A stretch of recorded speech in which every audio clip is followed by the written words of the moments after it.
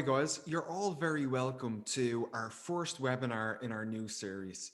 So, quite short today, we're looking at about 10 to 15 minutes, all on the subject of getting active. And there's three things I just want to flag before we start.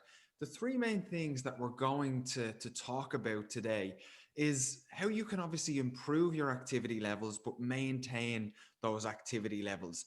And the first aspect is the importance of actually starting small. So, starting with those gradual little habits and trying to build upon those as we continue to move forward. The second piece is around expectations and ensuring that we're not setting unrealistic expectations when it comes to getting active. We're going to go into a little bit of detail on that. And then the final piece is the importance of actually doing something that you enjoy, but also mixing it up from time to time. So before we get started, I want you to consider the concept of and the role that wellness plays in your life. I like this definition because it really encapsulates the fact that when we have a structure around our wellness, it enables us to deal with the challenges, the stressors that come our way on a daily basis. We have a bit of a paradox when it comes to stress. We have this idea that stress is the enemy, but actually, stress is the stimulus for growth. What the enemy is when we don't actually devote time to our wellness in order to be able to recover from that actual stress that we deal with. So, if we bring it on a little bit more, I want you to think about your wellness in terms of the different dimensions of wellness. So, we're here today to talk about getting active, very much in the physical wellness space. But if I was to decide to head out for a walk or a run today, it's not just going to benefit me in the physical sense, and we all know that. It's going to have an impact on the different areas of wellness that you see here. In terms of our emotional health, that walk or run might give us the space and time to gain clarity on our thoughts. In terms of our intellectual wellness, well, as we go out and we get that run in, we're producing those endorphins, which are going to help us focus in the afternoon. And you can see how it impacts obviously the emotional and the intellectual, but it will also have an impact on those other areas of wellness. So I want you to think of your wellness in terms of dimensions. I want you to ensure that you give a little bit of time and attention to each of those dimensions.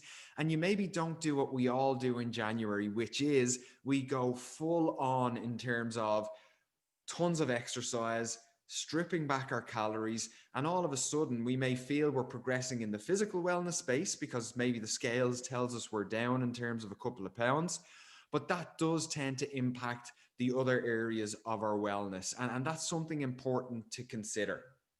The best way to look at it is ultimately wellness helps in terms of our performance. And our performance takes different stages as we move through our day. It may be our parent hat that we wear at certain points of our day, but also it's maybe our manager hat that we have to wear throughout the day. And getting active, although we're talking about the importance of getting active, it really does help in all of the different areas that you see here.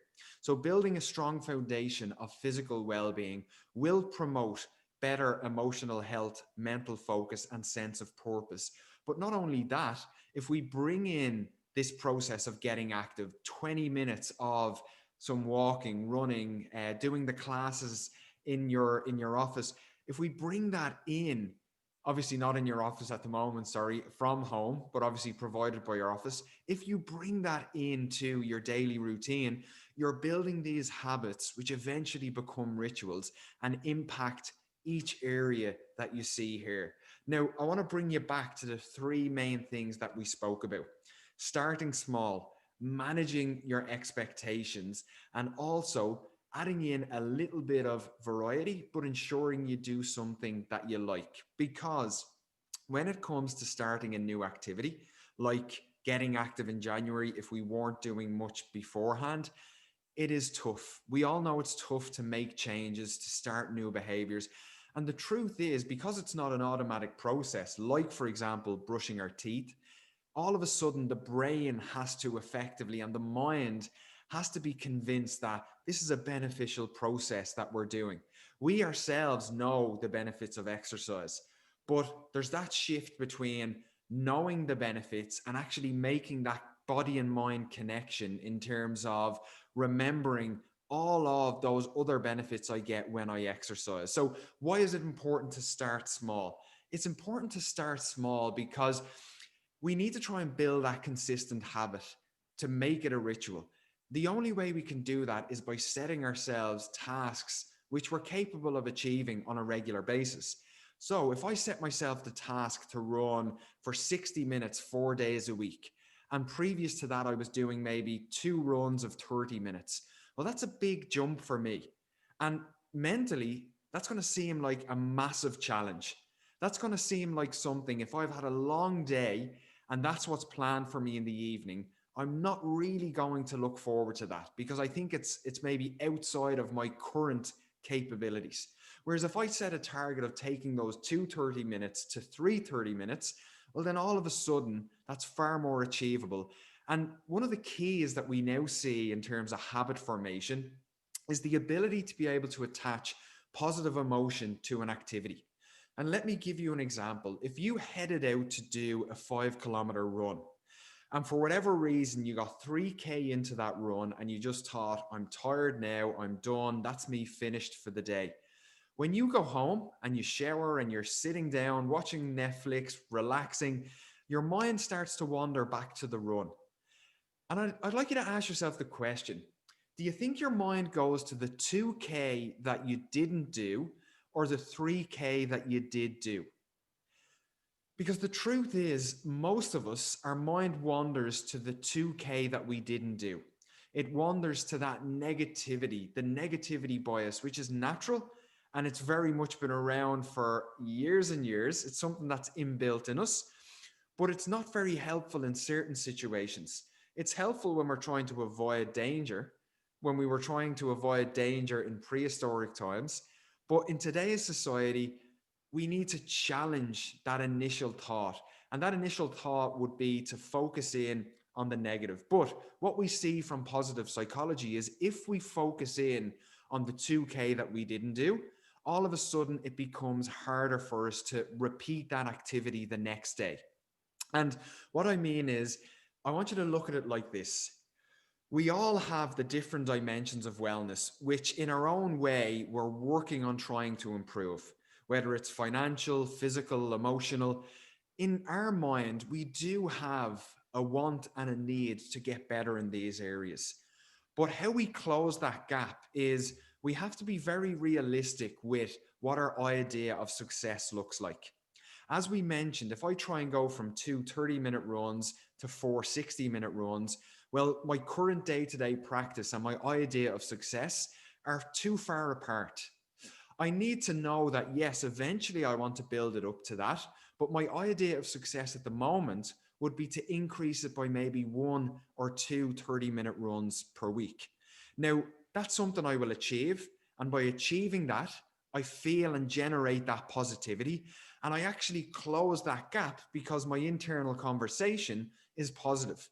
I actually feel a sense of accomplishment rather than the inner critic turning up that volume and telling me that I missed another session or I missed another meal. So that is a key, as well as obviously starting small. It's managing those expectations and trying to generate as much positivity as we can in that area. And another piece that I'd like just to add onto that would be it's important that we do something we enjoy. People often say to me, I hate running, Mark. I hate running. Well, I would say if you still hate it after 3 weeks, 4 weeks, it's time to find a new activity because the truth is, we all hate it when we start. Nobody starts running and thinks, oh my God, this is wonderful. And the other side of it is, even accomplished runners will always tell you that that 5 to 10 minutes, that first 5 to 10 minutes, it's very tough to break through that mental barrier of, why am I doing this to myself? And then it's only when we push past that that we start to experience the actual benefits of that activity. But it is important that if you really do not like a certain activity, whether it was a certain type of exercise class just isn't for you, you've got to search for things that you do enjoy. And then when you find things that you enjoy, Mix it up. Don't be afraid to push yourself a little bit outside that comfort zone, or maybe even try something new. Adding variety into that plan will help us sustain it long term as well. So, just to recap, guys, as we move into our next couple of webinars, I'm a big believer in the theory of marginal gains. Start with those small incremental changes. Remember, we actively have to try and create energy in our day, because you can be guaranteed we are spending a lot of energy as we move through our day. And as we move on, think about different areas that we actually create energy. Getting active is one of them, but there are many other ways in which we create energy as we move through our day. And that's what we're going to look at as we continue to move forward in this webinar series. I'd just like to say thank you all for joining me today, and I look forward to seeing you again next week. Thanks, everybody.